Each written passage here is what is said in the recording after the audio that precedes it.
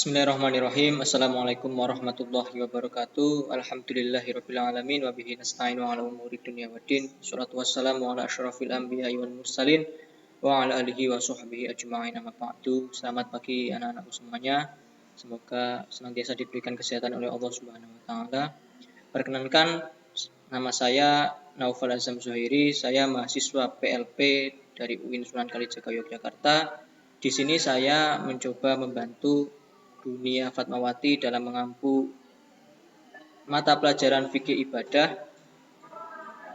Ya, meskipun kita di sini belum bisa bertemu secara tatap muka, meskipun melalui via online atau daring, tidak mengurangi semangat kita untuk belajar, untuk terus menuntut ilmu, untuk terus mencari ilmu, karena menuntut ilmu itu merupakan kewajiban bagi seorang muslim. Rasul Muhammad SAW mengatakan atau bersabda, tolabul ilmi fardhotun ala kulli muslimin wa muslimatin, bahwa mencari ilmu itu hukumnya fardhu ain bagi setiap muslim, laki-laki maupun perempuan. Fardhu ain itu harus diri sendiri, harus dilakukan secara individu. Itu. Nah, di sini saya akan menjelaskan mengenai materi bab thaharah tentang najis. Sebelum masuk ke itu, kita harus tahu fikih itu apa sih?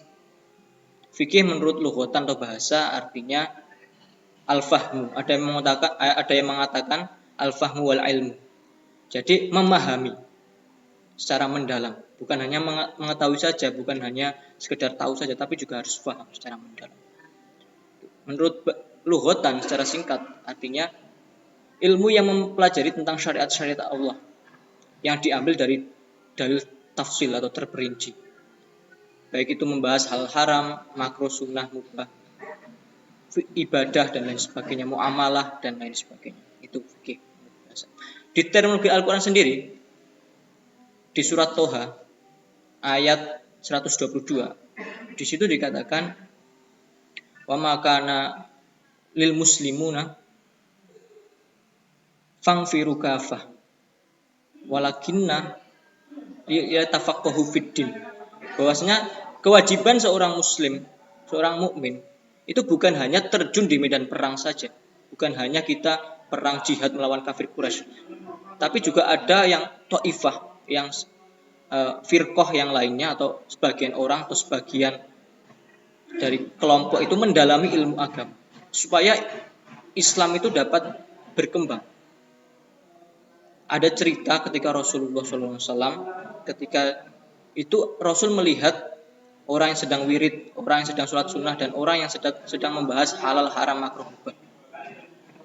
Kemudian ada sahabat yang bertanya, ya Rasulullah, di antara ketiga itu mana yang lebih utama? Sholat sunnah baik, wirid juga baik, tapi yang lebih afdal yang itu membahas halal haram makruh sunnah, karena itu yang dapat menghidupkan agama. Lanjut masuk ke materi, yaitu najis. Najis adalah sesuatu yang kotor atau menjijikkan, yang mana ketika najis tersebut menempel pada tubuh manusia, itu menghalangi manusia itu atau seseorang itu tidak sah untuk melakukan ibadah. Itu najis. Kalau kata Imam Syafi'i, najis itu ada 7 hal. Salah satunya sesuatu yang keluar dari kubul dan dubur, itu najis, dan lain sebagainya. Ada 7 macam kata Imam Syafi'i. Najis sendiri di sini dibagi menjadi 3 macam. Yang pertama najis mukhaffafah, yang kedua najis mutawasitoh, yang ketiga najis mughalladhah. Yang pertama najis mukhaffafah, najis ringan. Maksudnya ringan cara membersihkannya. Contohnya apa? Contohnya air kencing bayi laki-laki yang umurnya itu kurang dari 2 tahun, yang belum makan sesuatu kecuali air susu ibu. Itu dihukumi najis mukhaffafah. Ada cerita ketika Rasulullah memangku seorang bayi laki-laki, kemudian bayi laki-lakinya tersebut mengompol, kemudian seorang ibunya itu meminta bayinya atau menggeret bayinya. Kemudian kata Rasul, jangankah kamu giniin bayi kamu, atau kamu tarik bayi kamu, karena itu akan menggoyahkan hati. Kemudian Rasul mengambil segelas air, kemudian cuma dipercik-percikkan. Jadi cara membersihkannya mudah, hanya dipercik-percikkan saja, sudah. suci. Itu najis mukhafafah. Yang kedua, najis mughaladzah. Najis mughaladzah adalah najis berat. Contohnya apa? Contohnya itu air liur anjing dan babi. Itu dihukumi najis mughaladzah berat. Cara membersihkannya yaitu dengan mengguyur atau mengguyur air sebanyak 7 kali. Salah satunya menggunakan debu. Jadi kalau bisa dalam mencampur air dan debu itu di basuhan pertama, kedua, ketiga sampai ke 6. Jangan sampai di basuhan terakhir. Karena nanti akan kotor lagi. Itu najis mughaladzah.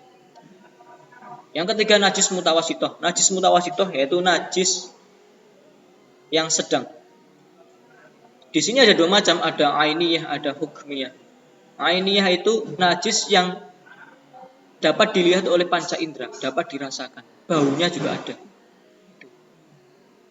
Contohnya apa? Kotoran ayam. Itu cara membersihkannya apa? Cara membersihkannya ya diguyur sampai bersih, sampai hilang rasa, bau dan warnanya. Ada lagi najis hukmiyah. Hukumnya hampir sama dengan ainiyah, akan tetapi najis hukmiyah ini, yang mutawasitoh hukmiyah ini, itu sudah hilang rasa, bau dan warnanya. Sudah tidak dapat dilihat oleh panca indera. Itu najis mutawasitoh hukmiyah.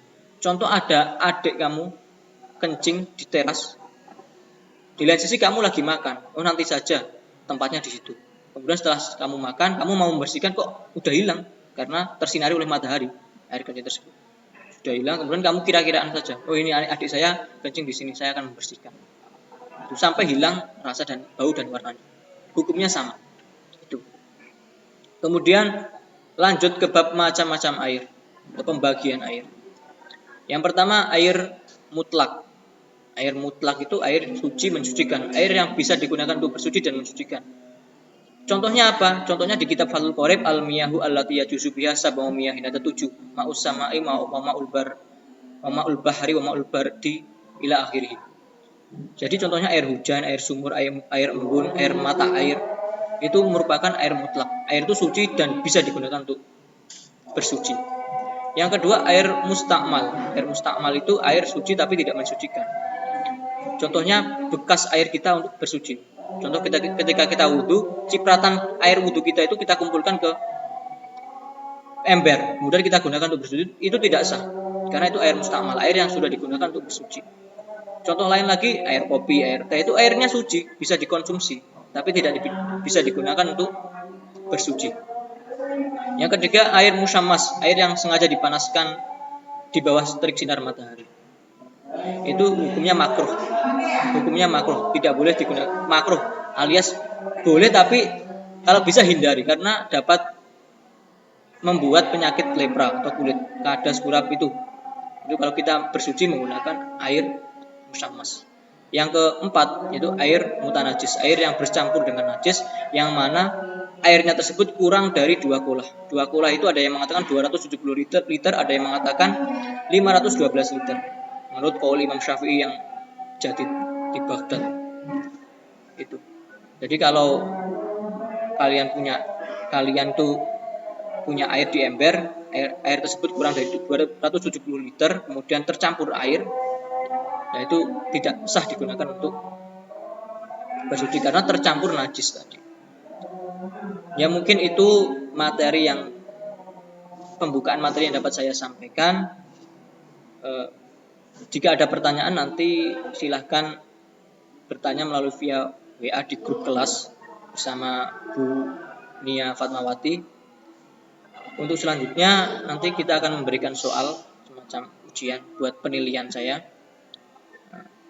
Mungkin hanya cukup sekian dapat saya sampaikan, kurang lebihnya mohon maaf. Wassalamualaikum warahmatullahi wabarakatuh. Kita tutup dengan bacaan alhamdulillah bersama. Alhamdulillahirrahmanirrahim. Ada